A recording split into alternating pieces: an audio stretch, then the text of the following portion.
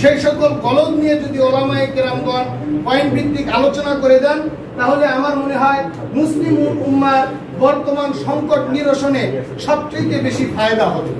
এটা হচ্ছে আমার 1 নম্বর কথা।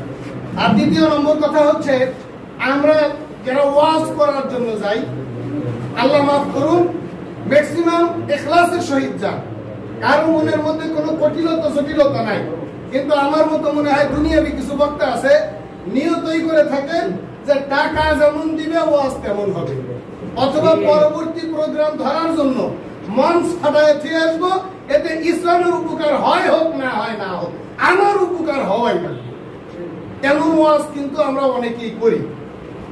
আমাদের ওয়াজের ক্ষেত্রে অবশ্যই এমন ভাবে ওয়াজ করতে হবে যাতে করে আমাদের ওয়াজের মাধ্যমে, আমাদের কথার মাধ্যমে প্রকৃত দ্বীনের প্রচার হয়, দ্বীনের ফায়দা হয়, মুসলিম উম্মার ফায়দা হয়, আমার ফায়দা হয় হোক না হয় না হোক। এটা হইতেছে আমার ব্যক্তিগত অভিমত। এজন্য ওয়াজ করার জন্য যাইয়া বাড়ির থেকে সুন্দর পোশাক পরিধান করিয়া, এরপরে রুমাল টুমাল দিয়ে ঘুমটা দিয়ে ডাইকা গাড়ির থেকে নাই না, এরপরে এমন একটা ভাব নেওয়া আছে সাধারণ মানুষের কাছে, এমন বুঝানো যে আমি কাবা শরীফের ইমাম সাহেব, আমার চতুর্দিক দিয়ে গার্ড আছে, আমার সঙ্গে কথা বলা যাবে না, আমি সালাম কালাম দিতে পারবো না, আমাকে সালাম দিবে আমি খালি মানে একটা ভাব দেখায় চলবো আর কি।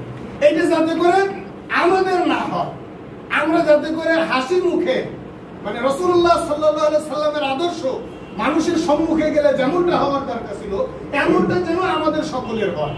আর তৃতীয়ত এবং সর্বশেষ কথা, আমরা কোন জায়গার ইমাম খতিব, কোন জায়গার শিক্ষক, ইমামতি করতে গিয়ে, শিক্ষকতা করতে গিয়ে শুধুমাত্র পেশাগত দায়িত্বটুকু মুসলিম উম্মার সম্মুখে পেশ না করি, উম্মাকে অতিরিক্ত কিছু দেওয়ার জন্য এক্সট্রা কিছু সময়, বিশেষ করে আমাদের সমাজে, আমরা যেই সমাজে ইমামতি করি, যেই সমাজে শিক্ষকতা করি, এই সমাজে আমার মনে হয় যদি এইভাবে বলি ভুল হবে না, সাধারণ মানুষ যারা, তাদের 95% কোরআন তেলাওয়াত অশুদ্ধ।